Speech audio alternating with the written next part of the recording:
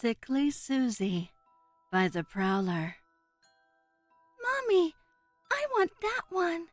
I want that one. Which one, Jenny? This one? Yes, Mommy, the Sickly Suzy doll. What the hell is this thing? The mother thought to herself. I don't know, honey. Are you sure you want this one? Yes, I want to take care of her and nurse her back to health. Sickly Suzy, the doll that gets sick with a new symptom every week.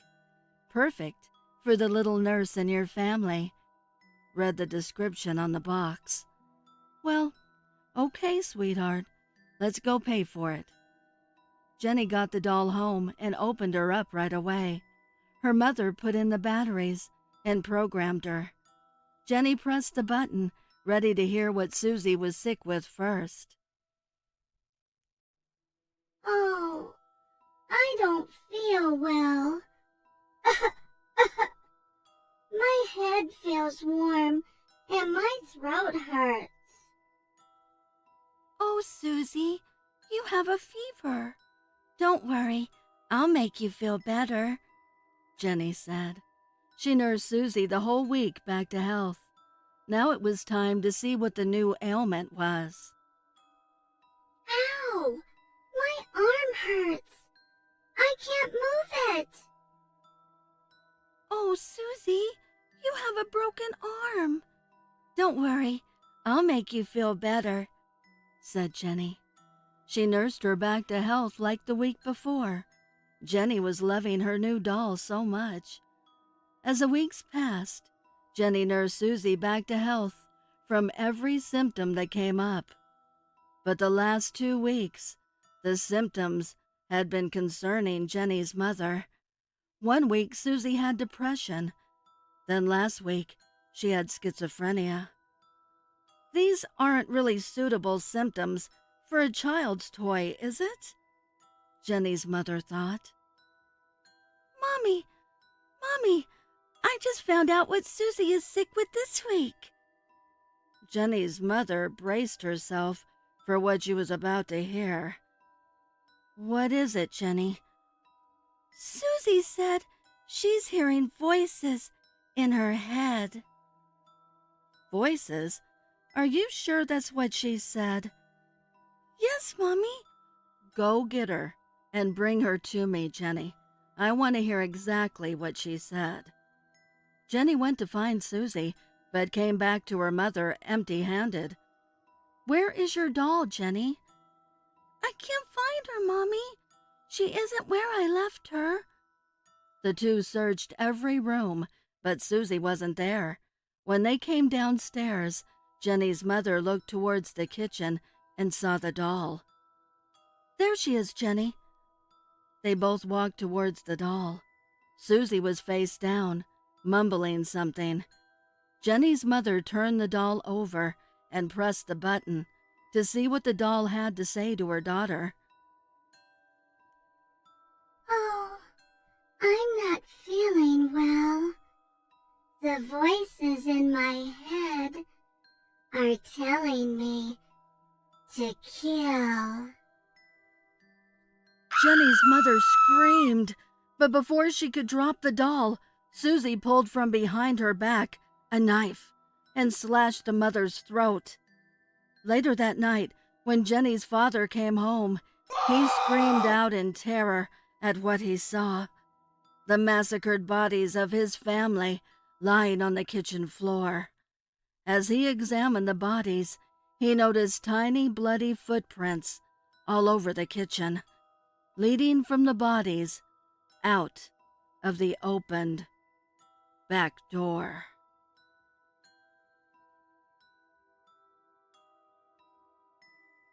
My Haunted Doll by Katerinara.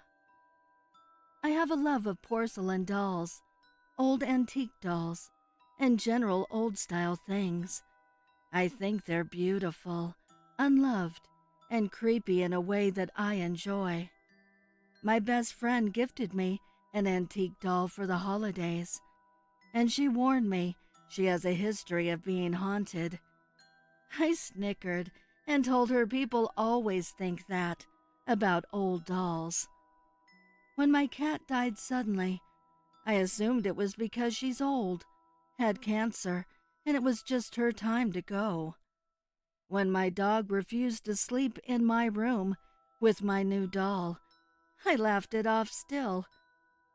When my roommate went missing, I didn't connect the dots. Now, my boyfriend is lying in a pool of blood, and there's a knife under my pillow. They say I killed him in a blackout, but I don't drink, I don't do drugs, and nothing was found in my system. Fortunately, I have a very clear record of this haunted doll, causing malicious problems for anyone who owns her. Guess he'll never cheat on my ass again. And definitely not with my roommate. I hope they'll let me keep her after the competency hearing. Betty the Doll, unknown author. I moved my family to a new house after a job promotion. We picked an antique 2-story house on a quiet country road with hardly any neighbors. My wife and I fell in love with the old home immediately. We wondered why the original owners just up and left. Our little girl was exploring every secret the house had to offer. She opened every door, checked every room, lifted up every carpet. She found nothing interesting until she found a small door by the stairs. She opened it to find a fully dressed porcelain doll.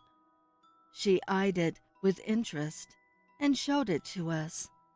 My wife and I decided it must have been from the previous owners and debated if we should contact them. Our daughter protested, saying that she would take care of her. We relented on the issue. She named the doll Betty. Out of all her toys and games, she loved Betty the most. She did everything with her, even had full-length talks with her, and even gave her a voice. We always had an extra seat at the table for Betty to eat with us. With hardly any other kids around, I think my little girl really made a friend in Betty when she had none. She was very possessive with Betty as well. Anytime we tried to separate them, our daughter would start throwing a fit. One night, we told her Betty would not join us for dinner, and she threw her dinner plate on the floor and screamed at us. We sent her to her room without Betty, who we locked in the tiny room she came from. I walked past the stairs later that night to find the tiny door opened. I went right to my daughter's room, thinking that she must have snuck downstairs to get Betty. Sure enough, I found Betty sitting on her bed, staring at the doorway. I went over to pick the doll up by its neck. A sharp pain dug into my skin between my thumb and index finger, and I dropped Betty on the carpeted floor. I looked and found bite marks on my hand. The pain was sharp and burning. I heard the running of tiny feet behind me and turned to find Betty back on my daughter's bed. Betty hasn't left my daughter's side since then.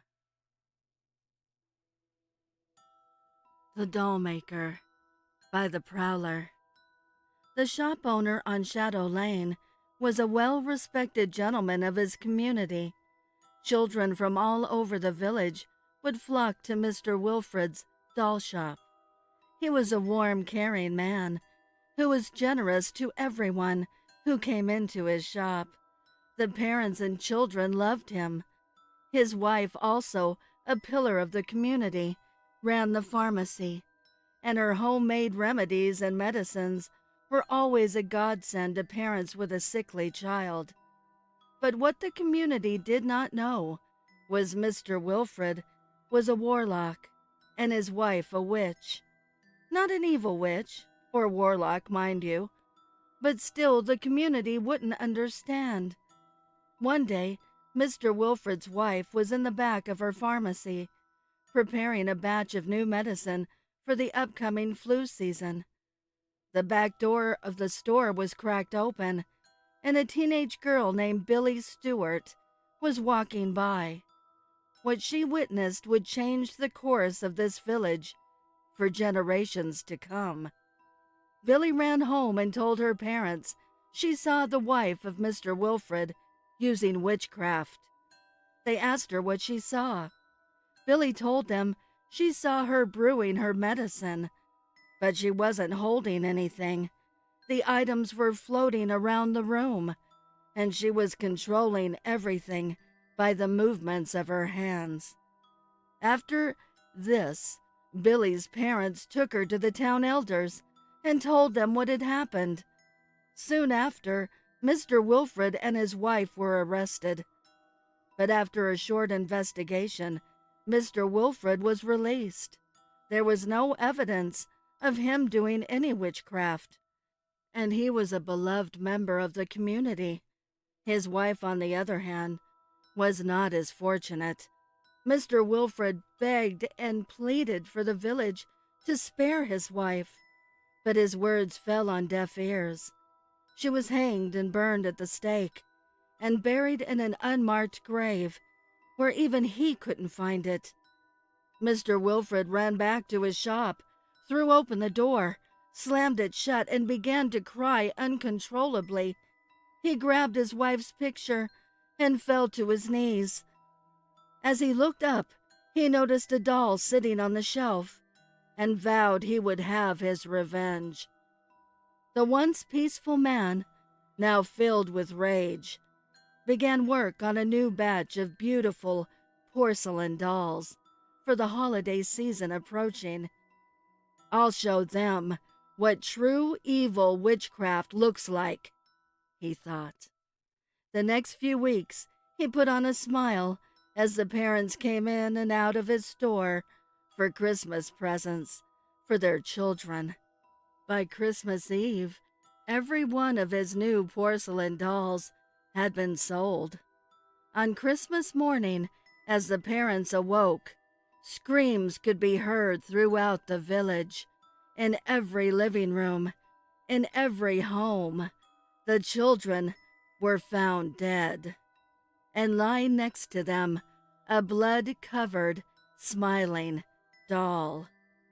The parents rushed to Mr. Wilfred's shop, but he had vanished, never to be heard from again. My Mom's Haunted Doll. Unknown author. My mother received a doll from her mother when she was a little girl, who got it from her mother, who died when she was very little. Her mother died when she was 8 in a house fire, and that was the only thing left from her mother, so she cherished it. Ever since I lived in her house, if that doll was in the same room, I always felt someone was in the room with me. Well, sadly, just recently, my mother died, and I went back to her house to collect my stuff and allow Goodwill to take old clothes and whatnot. Well, I found the doll in the guest room, and the way it was sitting there felt like it was waiting on me. I was going to allow Goodwill to take the doll, but I just couldn't. I put the doll in a box and brought it back to my apartment. I put the box on my kitchen table and just sat back and just couldn't keep my eye off of it. I must have spent hours just watching it, because when I turned on the TV, the 10 p.m. news was on. I got home at 3 p.m. For the next 2 weeks, everything was weird. I would turn on my TV, and it would be on some channel I would never watch. My phone battery would die after being charged. My video game skills became lack, and my food seems to all be spoiled, despite buying it not a week prior. I decided to sell it on eBay, despite it being one of my mother's favorite objects. I figured it would bring more joy to someone else than it did me. After a week, FedEx knocked on my door and gave me a package. It was sent overnight, and upon opening, I saw the doll, and it looked angry, and there was a note that just said, "Keep this demonic thing away from me," and wrapped around its neck was a rosary. I took the doll out and gave it a bath in holy water, and that seemed to do the trick. Until one night, I woke up and it was laying next to me in my bed, despite being in a box taped up in the back of my closet. I went right then and built a safe with 2 latches and a built-in combo and 2 solid brass locks. I filled the safe with a blessed rosary, soaked every inch in holy water, and placed a protection prayer card on the door of the safe. I open that box up weekly to make sure the doll is still there. I feel sorry for the next sucker that ends up with this doll inside their house. Deleted author. I walked into my basement one day when I was 8, probably anticipating starting a new game on Age of Empires, or perhaps thinking of how to creatively kill off a Sim family. After school, I would always head down into our remodeled basement to my play game room. It consisted of a computer desk with an old monster of a desktop, a bunch of my toys, a bed, and a nightstand. I was never really into Barbies and toy dolls, so imagine my surprise when sitting on my nightstand within my playroom was a toddler-sized doll. This doll was pretty large, toddler size as aforementioned, had on a purple dress, curly blonde hair, and old-style white shoes. I picked it up and noticed that its eyes would open and close, depending on whether it was lying down or upright. It just looked old and ragged. I set the doll back down on the nightstand and ran upstairs to ask my mom about the new toy in the basement. She told me that my grandparents sent it in a package of toys from Poland today, and that I should call them sometime and say thank you. I ran back downstairs and got to playing on the computer. I started getting an eerie feeling that something was watching me and turned around. All I saw was a doll sitting on the nightstand, and nothing was out of order. Whenever I would turn around to play the computer, the feeling would get worse and worse until I had to turn around.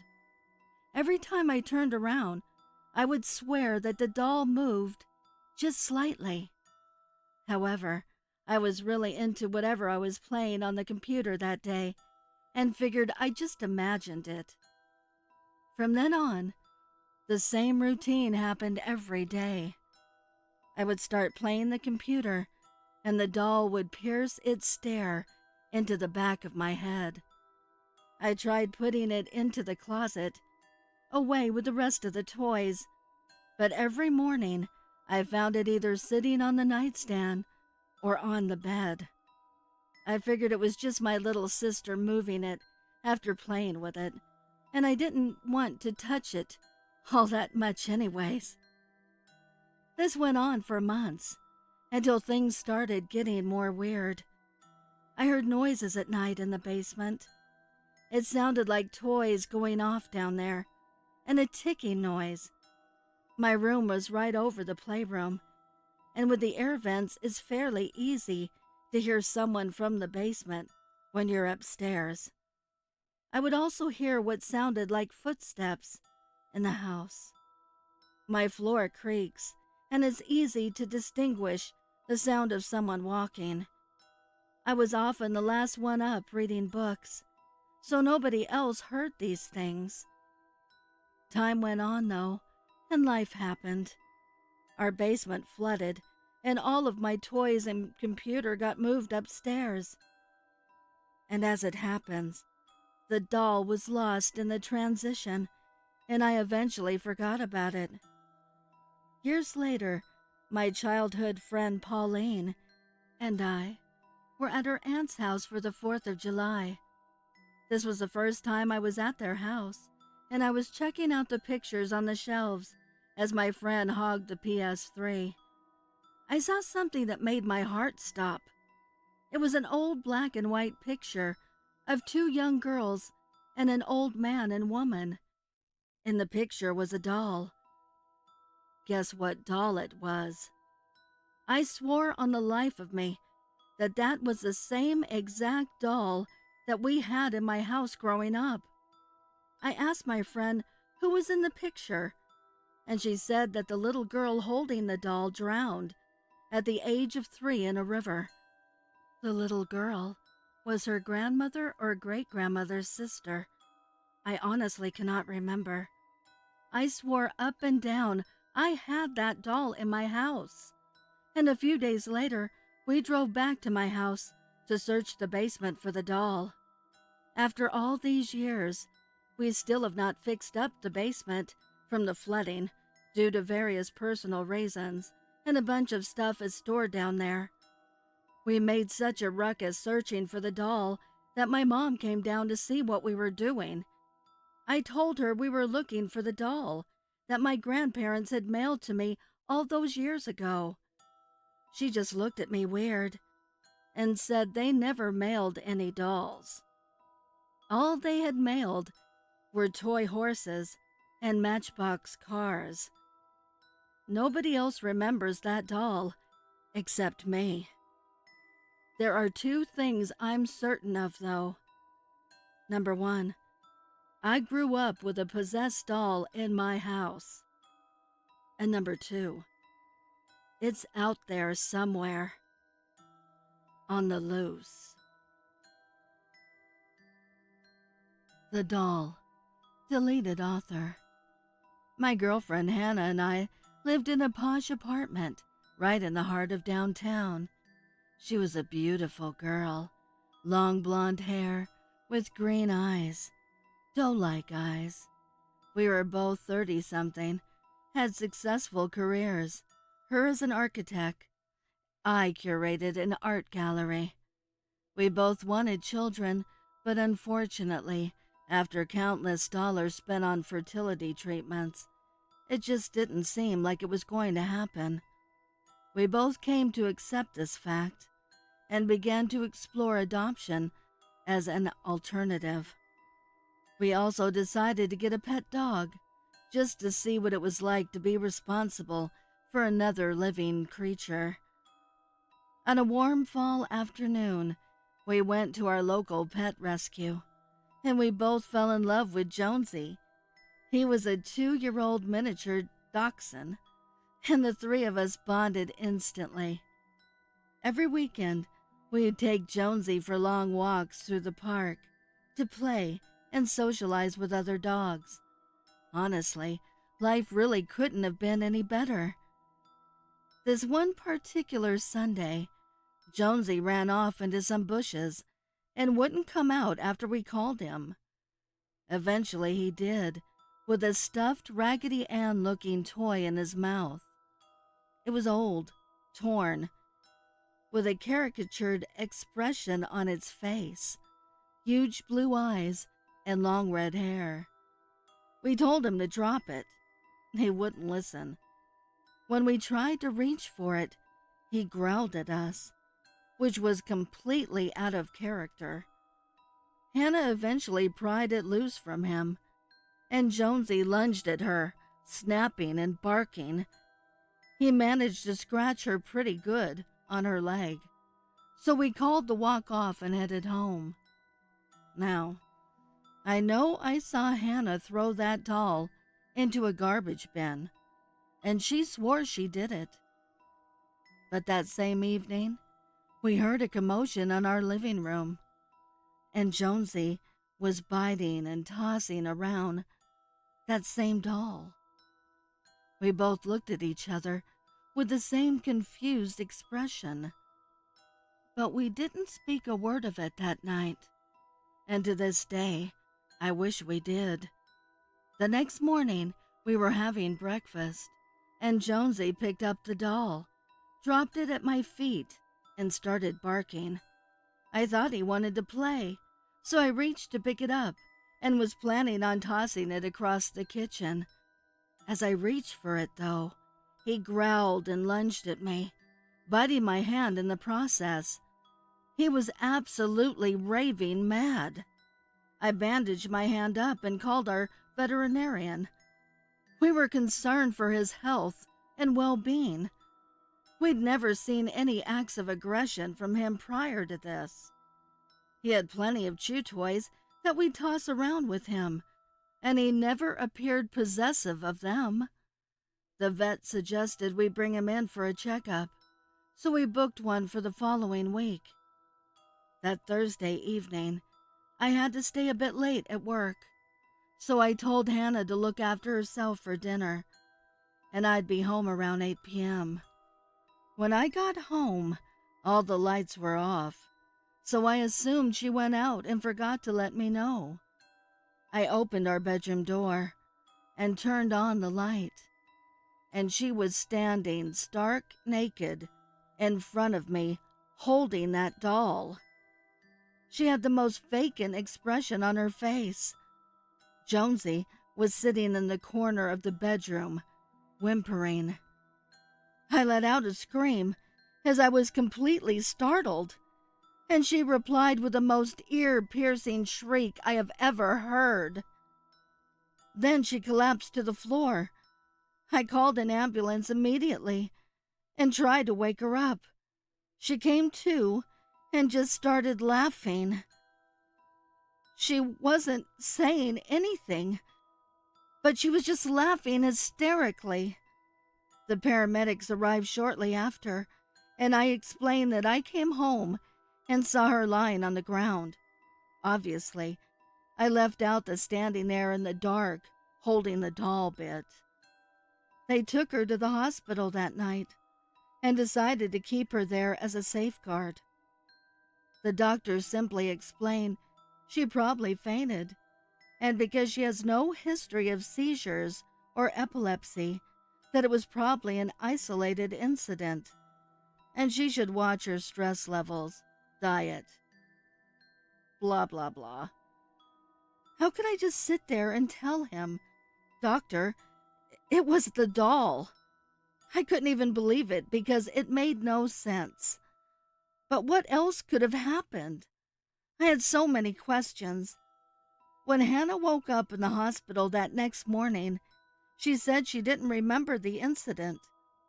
I obviously told her the truth, but she didn't seem too unnerved by it. We decided to go home and burn that doll in our fireplace. We got home that evening, and we saw Jonesy sitting in the middle of the living room, licking the doll affectionately. It was weird. Usually he was biting and chewing it and tossing it around. Hannah walked over towards Jonesy, and he just ran and hid under the couch. She grabbed the doll, threw it in the fireplace, and set it ablaze.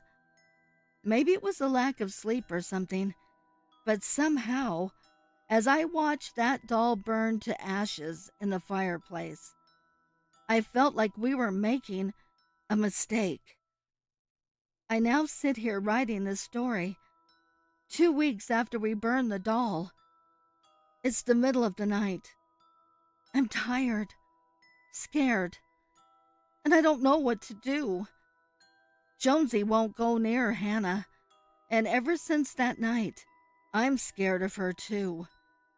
Her mannerisms are different now. She speaks to me in this sing-song voice and is always giggling. 2 nights ago, she dyed her hair red. You're probably thinking what I'm fearing, but how can that even be possible? It's all just a coincidence, I'm sure. I have to go now. I hear her laughing in the other room. I danced with a doll, unknown author. This morning I woke up and turned my alarm off. In my last 10 minutes of sleep before I went to work in a rush, I had a sad dream. I was in a house with my friends, and we were hardcore partying like I used to before I got clean. We all left the house, and I noticed one of my old friends carrying a full-size porcelain doll. I turned to another friend and asked what the deal was. He told me that he went crazy and carries it everywhere. He believed that his deceased daughter lived in it. He gave me a crazy look and left. I knew this guy, and he was never like that, so I went over and talked to him. He told me that his daughter died when she was 4, and she was inside the doll. I asked him if I could hold it. I knew his daughter, and I loved her when I knew her. Plus, I wanted to give him the benefit of the doubt. He nervously gave me this doll that was as tall as me, with a stuffed chest and torso, but the head, arms, and legs were dirty porcelain. I'll never forget the face. It looked devastated, mouth open, and always looking upward in fear or sadness. As I took it, I could suddenly hear the voice of a little girl, and I instantly knew she was really in there. She was constantly talking because she didn't know where she was and couldn't see. I said her name and told her that I was with her. She became excited and started telling me all kinds of things. I was too stunned that I was holding a doll with my friend's girl in it. I didn't know what to do, so I grabbed an arm and started dancing while I tried to talk to her in a calming tone. She never stopped talking, and it hit me that she can't feel me dancing with her. There is no way I can help this little girl, trapped in darkness, halfway between life and death. I woke up at 7:48 this morning, late for work. Glad that I danced with her. Sad that she was trapped forever, but knowing it was just a dream.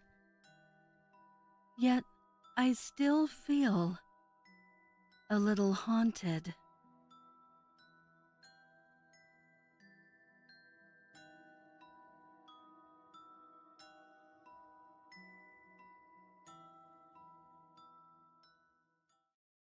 I would like to give a heartfelt thank you to the special friends of the channel for your overwhelming generosity.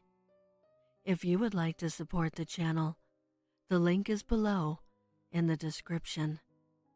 Also, please send me your stories and poems to duchessofdarkness.27@gmail.com. You can also find me on Instagram at duchess.ofdarkness and Twitter at duchessofdarkn2. I want to thank all my listeners for your kindness, your encouragement, and your support. It means the world to me. Thank you for joining me. Until next time.